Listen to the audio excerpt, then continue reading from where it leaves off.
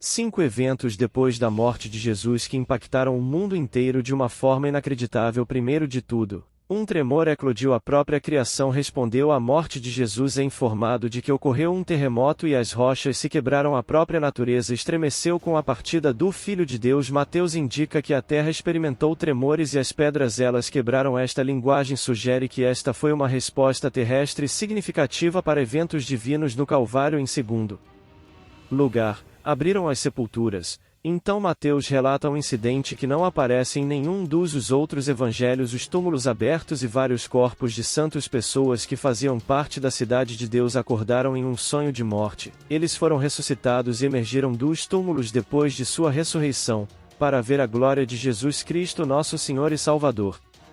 Antes de começarmos, confira o link no comentário fixado. Temos um e-book completo com todas as 250 questões mais difíceis da Bíblia respondidas baseadas na Bíblia. Além de você adquirir conhecimento comprando nosso e-book, nos ajuda a manter a pregação através desse canal. Amém. Dando continuidade. A morte de Jesus na cruz.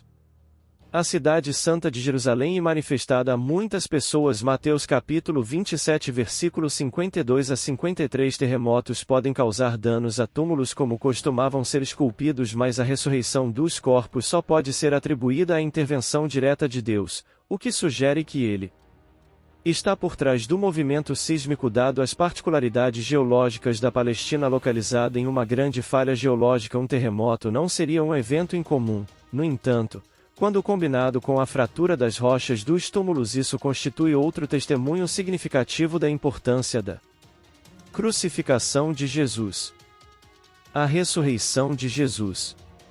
O relato único de Mateus sobre esses eventos enfatizam o triunfo sobre a morte alcançados pelo sacrifício de Jesus na cruz. Aqueles que foram ressuscitados são descritos literalmente como aqueles que tinham caído em um sonho, uma expressão comum no Novo Testamento para referir-se a uma pessoa que morreu, mas cujo destino eterno está assegurado, como no depoimento inicial. A ressurreição sobrenatural de corpos desses santos e sua aparição em Jerusalém são um testemunho da eficácia da obra de Jesus na cruz e depois da sua ressurreição. Designação de pessoas santas provavelmente se refere a profetas do Antigo Testamento e pessoas santas do Antigo Testamento que acordaram para ver a glória de Jesus Cristo, heróis notáveis e mártires da história de Israel escolhidos por Deus para ver o testemunho milagroso destes eventos. Sua manifestação diante do povo em Jerusalém testemunha a vitória sobre a morte em sua ressurreição. Cristo mostrou para todos que ele tem o controle do universo. Isso continua no ensino de Paulo sobre Jesus como o primeiro a ressuscitar dos mortos em Coríntios capítulo 1 versículo 20 ao 23. Mas agora Cristo ressuscitou entre os falecidos e tornou-se nosso precursor,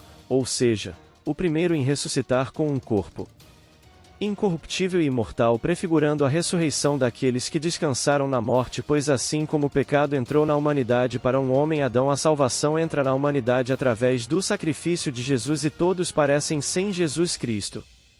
A salvação entra na humanidade através de Jesus.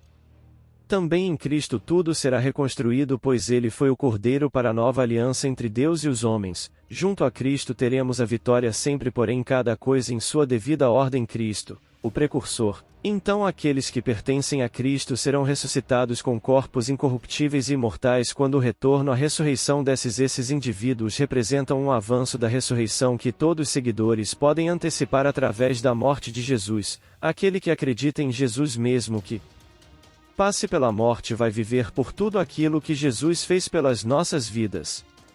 Um novo dia surgiu, um dia no pela qual a morte foi superada, a própria morte que entrou no mundo através do pecado de Adão, mas a ressurreição tornou-se viável para todos os homens que acreditam em Jesus Cristo e caminham rumo à vida eterna com ele. Amém. Jesus verificou a morte e derrotou ela. É importante ressaltar que somente após que ocorreu a ressurreição de Jesus e a ressurreição dos sepultados, essas tumbas e esses ressuscitados, eles entraram em Jerusalém, onde eles demonstraram para inúmeras pessoas, dando testemunho da leviandade da ressurreição. A Bíblia não esclarece se esses santos ressuscitados retornaram para os rumos ou foram arrebatados ao céu com Jesus. Eu acredito que eles devem ter voltado aos túmulos. Senhor Jesus, a morte do Filho de Deus até apela à própria natureza. O eloquente pregador Charles destacou: o coração dos homens não respondeu aos gritos agonizantes do Redentor moribundo, mas as pedras e as rochas fizeram isso, mas elas se abriram. Ele não morreu nas rochas. Ele morreu na cruz, mas a natureza demonstrou maior sentimento pela morte de Jesus do que os corações dos seres humanos que derramaram seu sangue e o sacrificaram na cruz do Calvário. É conveniente interpretar que Mateus ele queria que reconhecêssemos isso. O tremor ocorreu no mesmo dia da crucificação de Jesus. Mais tarde no dia os santos receitaram. O escritor deixou esse relato para ficarmos cientes daquilo que Deus fez através de Jesus e sobre a nossa vitória completa sobre a morte. Terceiro, o véu do templo foi dividido em dois. Mateus 27 ao 51. Jesus gritou uma vez em voz alta e desistiu de seu espírito com força de vontade após tanta dor, liberando soberanamente o seu espírito de seu corpo de acordo com o plano do seu Pai. E naquele momento o véu de o lugar mais sagrado do templo foi arrancado de alto a baixo. A terra tremeu e as pedras quebraram a cortina que, escondido o templo, foi rasgado em duas. O livro de Atos versículo 67 indica que nos primeiros dias da igreja, muitos sacerdotes abraçaram a fé. Possivelmente esta cortina rasgada lhes transmitiu a grandeza do trabalho de Jesus. É igualmente possível que os eventos que aconteceram na morte de Jesus poderiam sim ter contribuído para a conversão de diversos sacerdotes. Hebreus capítulo 9 versículo 1 ao 9 nos informa que no templo, um véu separava o santo dos santos, isto é, o lugar de presença divina na terra no resto do templo onde os homens viviam. O véu rasgado também simboliza que Jesus não viveria em templos mais para todos aqueles que acreditam nele. Cristo se apresenta como nosso sumo sacerdote supremo e como crentes em sua obra consumada participamos de seu excelente sacerdócio. Agora através dele podemos entrar no Santo dos Santos. Hebreus 19 ao 20 declara: então, irmãos, tendo confiança para entrar no lugar santíssimo pelo sangue de Jesus Cristo, no caminho novo e vivo que ele nos abriu através do véu, é dizer, de sua carne. Ao contemplar essa cena vemos uma imagem simbólica da carne de Jesus sendo separada por nós de uma forma semelhante a rasgando o véu para nós. Todos nós temos acesso hoje em dia ao Santo dos Santos. Basta começar a orar e busca por Cristo que estaremos no Santo dos Santos. O livro de Hebreus oferece uma explicação profundamente reveladora sobre o significado que vem com rasgou o véu que sempre esteve disposto no templo, simbolizado o lembrete constante de que o pecado tornou os seres humanos indignos de estar na presença de Deus. O fato que a oferta pelo pecado é realizado apenas uma vez por ano, além de os numerosos sacrifícios diários, porém Cristo morreu por nós para que nós não precisaremos mais disso. Mateus 27 nos diz que durante 3 horas e 45 minutos da sexta hora até meio-dia houve escuridão por toda a parte terra até a hora nona às 15 horas. A escuridão envolveu todo o território. Desta forma, a profecia de Amós se cumpriu naquele dia, declara o Senhor Deus: eu farei o pôr do sol meio-dia e escurecerá a terra por completo. O dia em que as pessoas procuram com frequência sinais celestiais de Cristo, e agora eles tinham um. Embora este sinal envolvesse a cegueira dos olhos naquela hora do dia por volta do meio-dia, a escuridão continuaria até a hora nona por volta das 15 horas. Esta escuridão sobrenatural se manifestou em um momento quando o sol estava brilhando intensamente devido à lua cheia. Foi causado por um eclipse, uma vez que não pode ficar entre a terra e o sol durante a fase de lua cheia. Solicitar a intervenção divina não apenas resultou naquela escuridão, mas devemos lembrar que o conhecimento astronômico naquela época era muito limitado.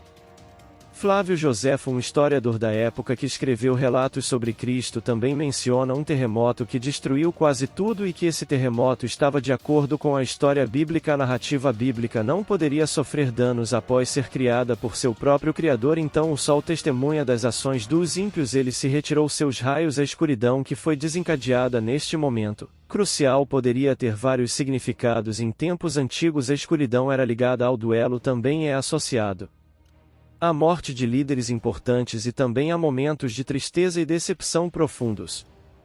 Como os judeus poderiam interpretar isso? Escuridão como um sinal cósmico que acompanhou a morte de um rei. A escuridão era um sinal de julgamento divino. No quinto evento, o soldado responsável por supervisionar a execução, ele notou a inocência de Jesus. O centurião e os que estão com ele, eles estavam guardando Jesus. Eles observaram o terremoto e os eventos que ocorreram cheios de medo e espanto. Eles declararam: verdadeiramente este era o Filho de Deus, pois ninguém poderia provocar essas coisas no céu e na terra. Mateus capítulo 27 versículos 53 a 54. A responsabilidade do centurião era garantir uma crucificação sem contratempos ou complicações. Ele geralmente era responsável por 100 soldados durante a crucificação. Foi um soldado experiente cuja bravura e a inteligência o levou à hierarquia militar. Era um soldado de alta patente e respeitado, porém estava sujeito às ordens de Deus. Chefes, mas até mesmo um centurião romano de coração endurecido, ele reconheceu que Jesus era o Filho de Deus. Tal conclusão implicava que Jesus era inocente da acusação. De fato, Jesus estava na cruz. Por isso, pela mesma razão, este centurião deve ter experimentado uma turbulência emocional. Tinha acabado de perceber que havia supervisionado a crucificação de um homem inocente. Estas não foram palavras ditas por um novato assustado ou expressões um recruta iniciante facilmente influenciável. Em vez disso, essas palavras vieram de um veterano experiente, alguém que teve e testemunhou inúmeras agonias em finais assustadores. E essas palavras surgiu dos acontecimentos relacionados com prisão,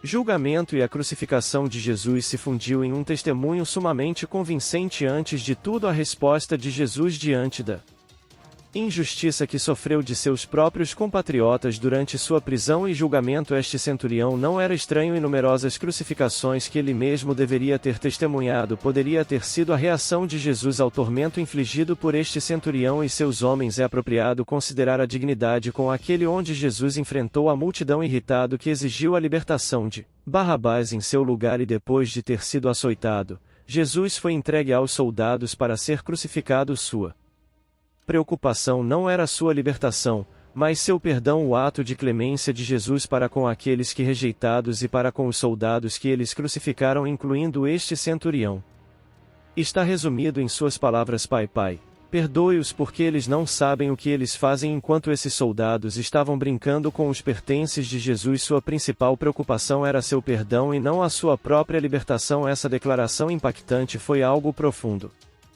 Mateus capítulo 27 versículo 35 a 36 relata: depois crucificaram-no, dividiram suas roupas lançando sortes e sentado lá e roubando. Se isso não bastasse para convencê-lo de que havia algo mais do que chamou sua atenção, ele observou a reação de Jesus. Claramente o amor ali demonstrado que moveu o coração de um soldado veterano cujo coração estava acostumado com os rigores das batalhas da morte para a vida. Como diz o velho ditado, o chão está sempre nivelado aos pés da cruz. Isto era válido no primeiro século e ainda é verdade hoje. Diante da cruz, todas as pessoas, independentemente da sua posição social, elas encontram terreno plano onde podem ajoelhar-se e abraçar a Cristo que morreu por todos nós. Verdadeiramente este é o Filho de Deus, ouvimos e acreditamos. No entanto, a jornada não deve terminar aqui. Devemos sentir uma paixão por aprofundar esse conhecimento que aprendemos através de Jesus e buscar viver em santidade, cada vez buscando evoluir espiritualmente, lutando sempre contra o pecado, a luta do cristão é diária contra si mesmo.